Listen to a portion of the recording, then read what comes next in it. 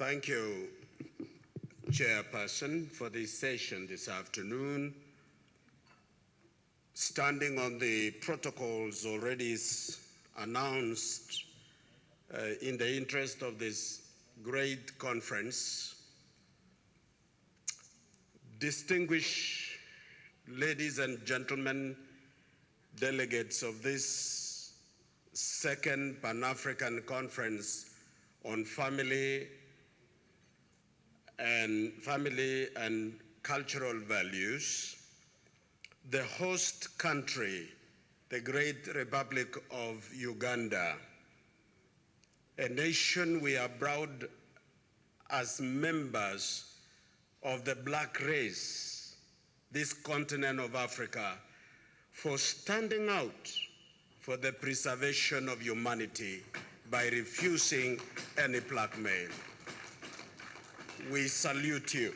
On behalf of the Republic of Kenya, your neighbor, we salute you for your stand. In the interest of the conference attention, allow me, Chair, to quote some of the thoughts shared by other writers.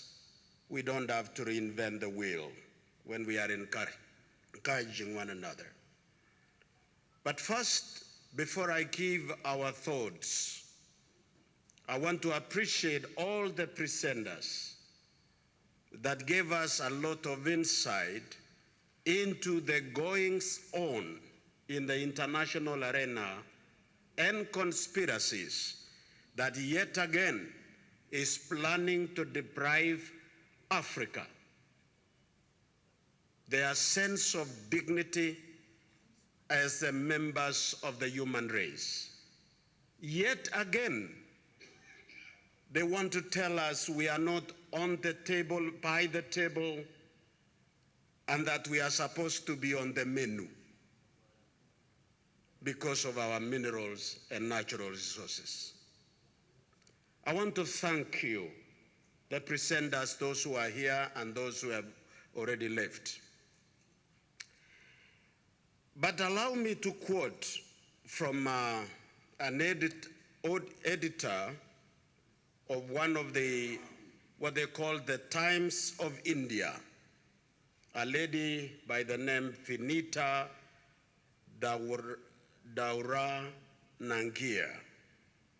She said in one of her articles, allow me to read, quote, "Do we stop to think of the sacrifices made and what it meant to be treated as a second-class citizens in our own country? Or is that just relegated to our history books and then left behind along with our years as students? Do we make an attempt to carry that baton, or does it lie unattended somewhere in the compartments of our offices?" End of quote. Ladies and gentlemen, we are seated in this conference not as a ceremonial meeting. We are the sons and daughters of the freedom fighters that fought for independence for our African countries. In the interest of those who are watching us by online, I wish to repeat again, we are not seated here for some kind of cultural entertainment, entertaining the world with some words repeating about who we are. We are the sons and we are the daughters of the freedom fighters that brought independence to all the countries of Africa.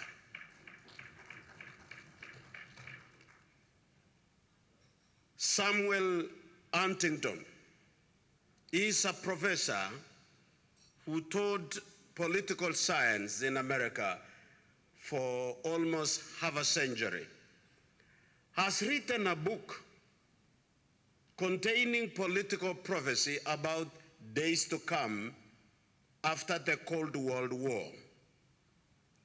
He has written a book called The Clash of Civilizations and the Making of the New World Order.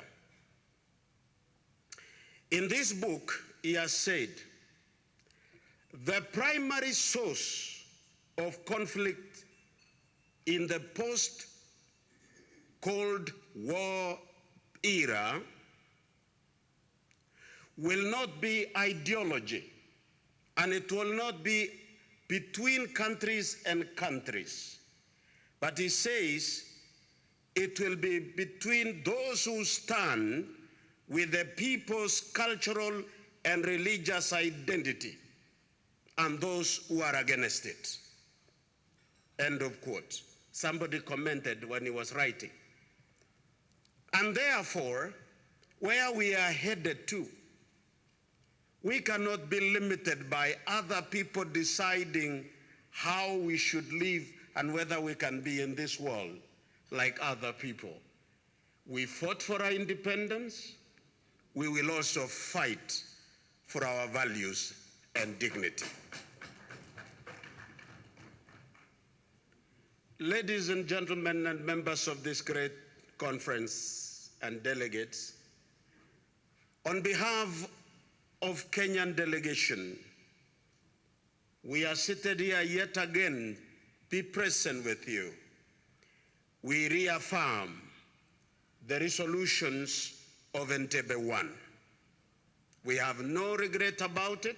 We stand by it and every detail given, whether it refers to Cotonou Declaration, and we were aware about the one which was coming, known as Samoa.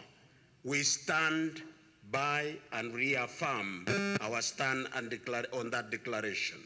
Number two, our culture remains the basis of our identity, because without identity, you got no destiny. You are just buretu if you have no color in terms of what is right and wrong. Then who are you? In Kiswahili, we say, we ni nyanga ugani. What animal are you? Because elephants behave with a certain culture. Giraffes in our country behaves in a certain culture. Animals do it. You as a human being must have culture. And therefore, we stand by culture, that is our cultural values, and we believe in it mutating, but without losing the foundation of the same. The second thing, the third issue, the protection of family. It is central to our stand as the delegation from Kenya. Notwithstanding anything else, family is about a natural preservation of a race and a people. Other options are unsustainable. The ones being recommended and given some names that are suggesting they are just words that impress us. It has no scientific proof. It is not based on scientific discovery. It is just agitation from people who are really working on a certain idea that needs to be accepted by campaigning for it. It is a product of coercing. For them to survive, they must recruit, they must propagate, they must sustain it by their own effort. But a human family, which is natural, it takes only a man and a woman to enter into that room. And when they come out, there is a product. We have the next generation. These are the characters, they go inside there and they come out empty. And they look around for adoption. We will not be blackmailed. In all human societies, the family is a primary social unit. and as an institution, the family is older than that of religion or state. Children are born and nurtured in the family until such time as they grow into adults and found their own families. That is our stand. Fourth, we cannot allow, therefore, any treaty to put our countries into silos. We cannot accept to be balkanized. They may have succeeded in some few treaties ago, but from this conference, I think we are going home with a new impetus. We want to speak to our parliaments and our leadership in our own countries that Africa is one.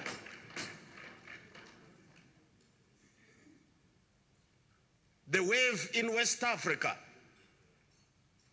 in this century are the young men and women coming to a new renaissance, that Africa is one, must be treated from Egypt to South Africa, from eastern coast to the western coast.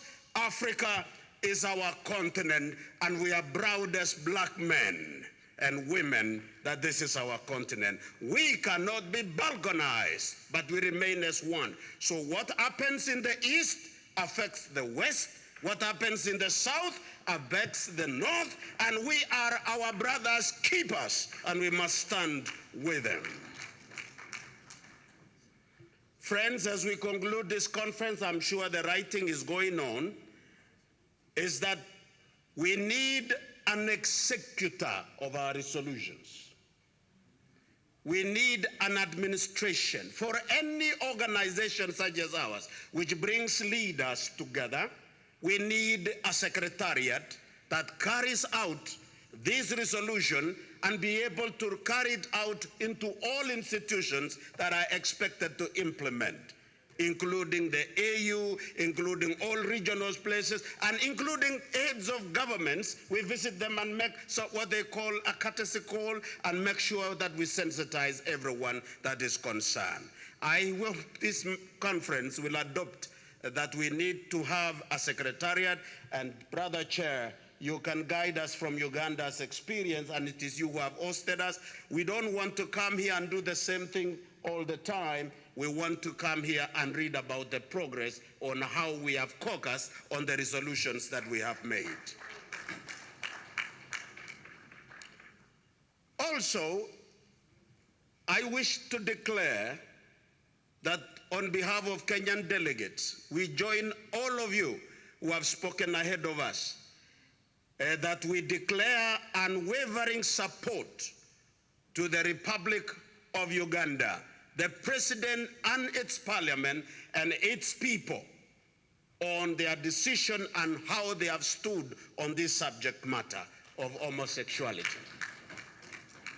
Africa might have been silent, but that is not true that they are against Uganda. We are with Uganda. And therefore, I hope it will be included in our discussion, communicate tomorrow, that as we have said by all delegates, that we demand the unconditional lifting of all sanctions that has been levied on Uganda.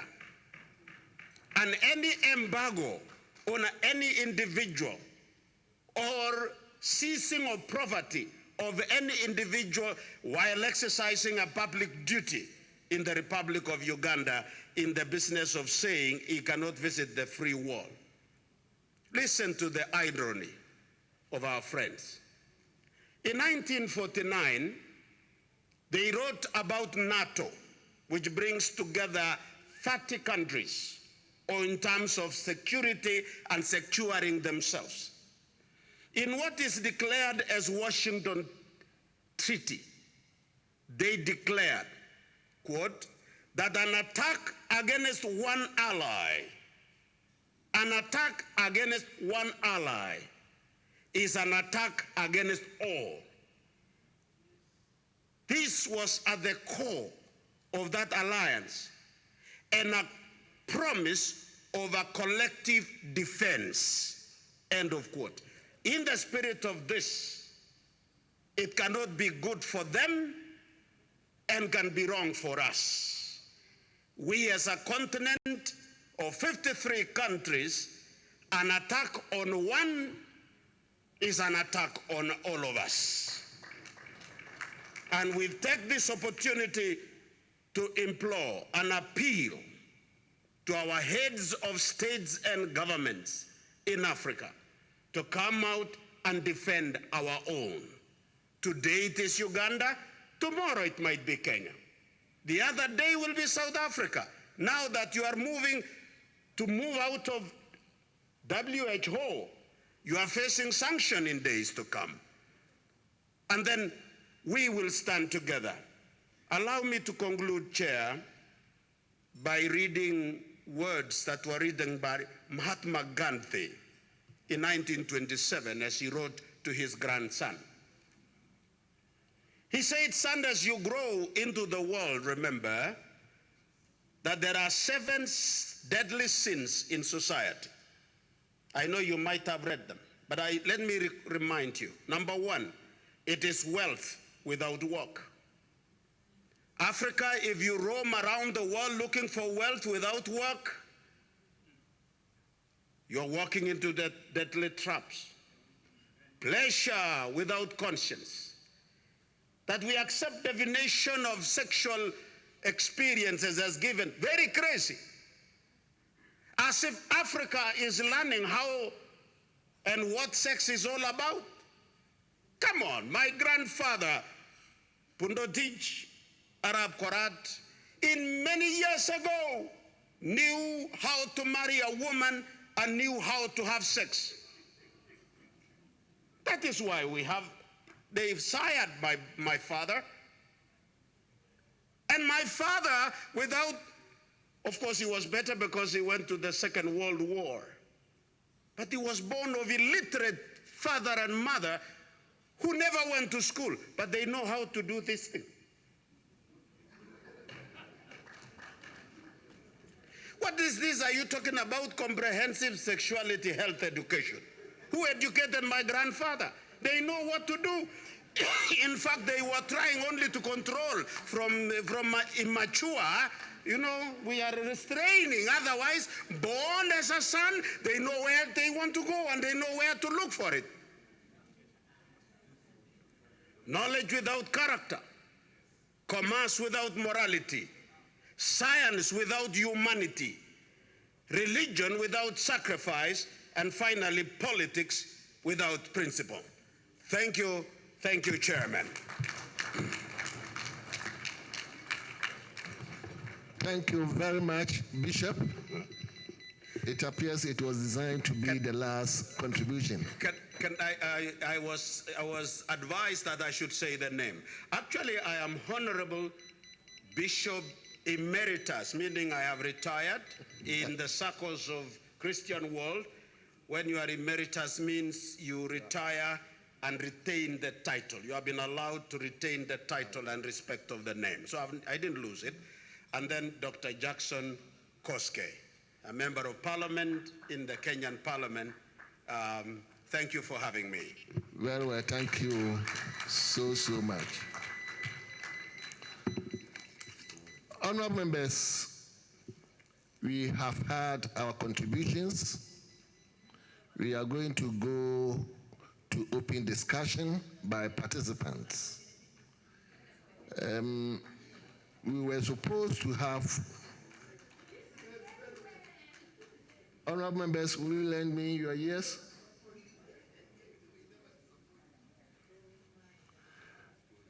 The contribution by delegation and technical persons towards the draft outcome document appears to be the same as what we've discussed, only that this one, we are looking at technical persons. So in the contribution, in the open discussions, if there are technical persons, whether you are a legal person or medical person, with regards to the 2 topics that we have been presented to us, you can come out with your own understanding so that we can include it in the draft document. So we are going to open discussions, and we have 1 hour to do that. So anybody who is touched with the 2 presentations, but probably didn't get opportunity by his country to make formal contributions, may raise his hands and be called to contribute by way of the discussion that we are going to undertake. Thank you.